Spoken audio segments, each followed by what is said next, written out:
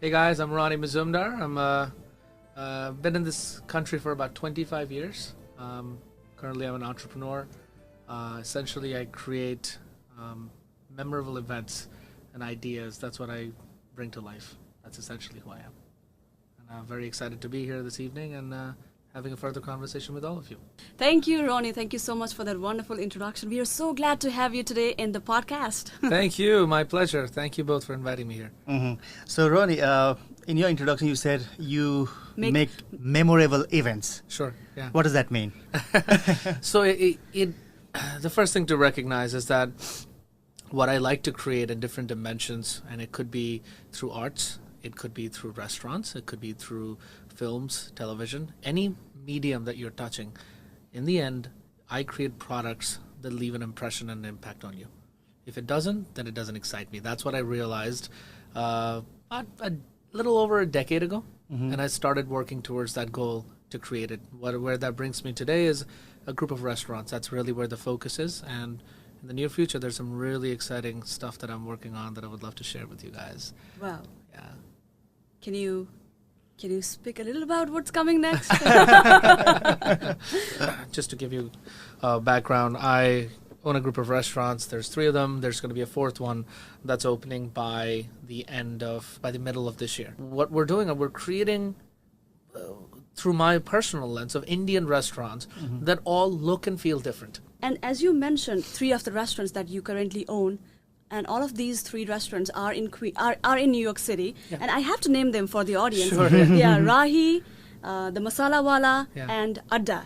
And I also have to let our audience know that Adda was named one of the 10 best new restaurants in New York City by the New York Times for 2018, right? Yes. So congratulations. Thank you. Roni, I just wanted to know, how old are you now? I'm 36 years old. The reason why I asked your age is I want to take you back to the age when you were 13, when you first came to America. Your father, who had a highly reputed job as a lawyer in India, he left his job, he gave up his career and came to the US and started a fruit cart. And you were helping him every single day, waking up 3 a.m. in the morning. I wish I could say every day. It was whenever I had chances from school. Right, right. I was, but yeah, as much as I could. Yeah. Of course. Now, when you look back, what do you feel about the career transition your father made? Sure. This whole idea of standing on the shoulders of giants it kind of comes up on that very topic in many ways. We sometimes don't recognize what the last generation really brings unless we really spend that time with a sense of empathy. What I mean by that is sometimes you might see someone's mom or dad who has a day job that you might not respect today. You, because you want to chase in the world and you want to achieve $1 billion by X amount of age. But what you have to realize is that if they didn't make their choices, you might not be where you are. So looking back in time, I think it's incredibly selfless. And at the same time, it creates an amazing sense of family. And I think my father gave me more than another father who might have given their son $1 billion. Right. Because my father was able to give me life experience. And he never really sheltered me. He gave me the option to experience life and the challenges, the positives and the negatives together. And I learned what it is to be a family at a very young age. I wasn't this sheltered single child who didn't have a clue of what was going on. We had our hardship, we had our challenges. Right. First time moving to this country, my father and my mother, they took up jobs that they probably never in their life dreamed that they might end up doing. But that's okay. I don't think there's anything to look down upon. When I look back, I cherish each of the memories with immense amount of pride because it takes a man a great deal of courage to take a step back. And Roni, I was reading one of your interviews, and there was one moment where you heard somebody saying, we would end up like this forever, like a fruit seller, like forever. There was one day, it was raining really hard. It was very early in the morning. We had to get there around 3 o'clock. We would start from home because before the office crowd would come in, we would want to be there to serve people their breakfast. So that's why the goal was to come in, set up the cart, all those things. And that day we got stuck because it was raining really hard. And there was, I believe he was an Afghani man, and we were all the fruit carts that are parked there, everybody's waiting outside for the rain to taper off so they can go to their respective locations. This man looks up to the sky and he just says in his own way, he is like, this is our life. Somewhere that hit me. And I will never forget that day, because in my head, I didn't say anything out loud. I was 13 and a half years old, and I said, this is not my life. Somewhere it's a choice. It's great that what we're doing right now, it's fine. But why? Why do we believe that this is all that life has to offer? This is not what my parents came here for. This is not why they brought me here. And I think somewhere it's really important to recognize the opportunities that we all get. Just by being in this country, we can criticize this country, we can look at a lot of pros and cons, but truth is we moved here for opportunities. And if I didn't utilize that to its fullest extent, then I'm doing something extremely wrong and destroying and crushing many people's dreams in the process. But yeah, I will never forget that day, because it's personal, emotional, and like I said, I think it became a catalyst in my life to each day say, this is not my life.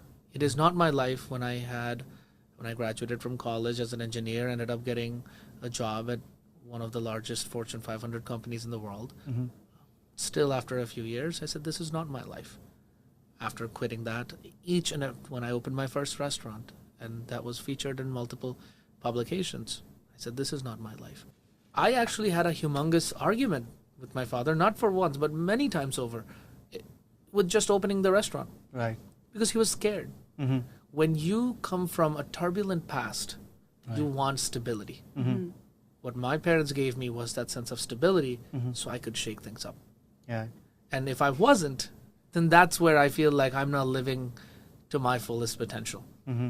So in terms of my father's feeling, he's excited, humble, and like I said, the Masala Wala was truly created for my father's happiness. He was retiring, and I thought, you know what can I do for my dad, who chose to come across the world, give up on everything that he did, to just give me a better life? I was just thinking, because I'm a South Asian as well, and looking from the South Asian perspective, you had a well-settled job in that company before starting your own restaurant. Can we name the company? Sure, Yeah. Johnson & Johnson. I worked there for quite some time. Wonderful company, one of the best experiences of my life. course. Right, and you thought of quitting that job and then starting your own restaurant, which as a father seems like, okay, my son has gone crazy because he's living a well-settled job, right? So just wanted to figure out what made you take up that decision. I don't think having a job in a wonderful company is a bad thing. Okay. It just wasn't something that was meant for me. Okay. That's all it is. It's not about, oh my God, people who work for major companies are all like evil or are not ambitious. They're equally ambitious. There's wonderful people that do those. It's like how you two are married to each other. It's not about, there's a lot of people out there, but there's a reason why you two are married. Your career is just like that. You choose that because you feel that sense of compatibility. There's something that exhilarates, within you. There's something that, it's like a drug, guys. Honestly, it is actually. Like, I'll be very frank with you. It's like, to live that life where it's so darn unplanned and just every day is a new challenge. Right. I don't smoke. I barely drink. So to me, I think that's my little alcohol right there. But Roni, what if you have failed? I did. And guys, what we need to recognize is that there's this idea of failure that gets ingrained in us, and it's exactly the question that has stopped most people from trying new things. Okay. Which is, what if I fail? What would happen? What would I do at that point? Well, what we first need to understand is success is not going around failure. Success is going through failure. I have failed over and over and over again. I don't look at failure as a milestone or an end goal. I look at failure as a stepping stone towards my success. Talking about your failure, what kind of things have you failed on? So that our audience can understand, okay, Roni has failed. I opened my first restaurant as the Masala Wala. My second restaurant, I shut down after 10 months. It was called Tapestry. In the grand scheme of things, I failed because I actually opened a restaurant and I closed it down. It was a major restaurant and it's with lots of positive things happening, but somewhere we were not connecting with the audience that I really wanted to. And nobody wants to close down a venture. They open it where you spend 3 years of your life opening something, and then after 10 months you shut it down. Something has to be drastically wrong. I myself felt like an absolute failure when it shut down. It didn't. I chose to. But at the same time, it was probably the best thing I could have done. Because if I didn't go through that experience, if I didn't make the transition that I did, trust me, guys, there would be no conversation about James Beard or top 10 in New York Times. None of this, because I needed to go through those experiences in order to come to that point. And I mean, how many ways can we look at it? It's not, we cannot choose our career path in a linear fashion. We believe, and again, goes back to the societal norm, I think we need to first spend a lot of time unlearning a lot of things. Right. Our lives are just a picture of whatever people around us are telling us life is like. But somewhere we need to unlearn a lot of things to see it through your own eyes, right? I think I was having a conversation just with you guys and speaking about a lot of immigrant communities. I was exactly that, guys. Right. My goal when I first came here was that, wow, I want to get a job that I can tell all my family members and all my friends, and for a company that they have always heard of. Right. Because that would make them so proud. I swear to God, that was, and I ended up getting that job. It's a company that everybody in the world has heard of. True. And I was very proud of it. But somewhere I didn't realize what else was at store, what more that could happen. And it's because that was the image that was in my head of success. I think we evolve, and it's important to keep challenging yourself to continue to evolve.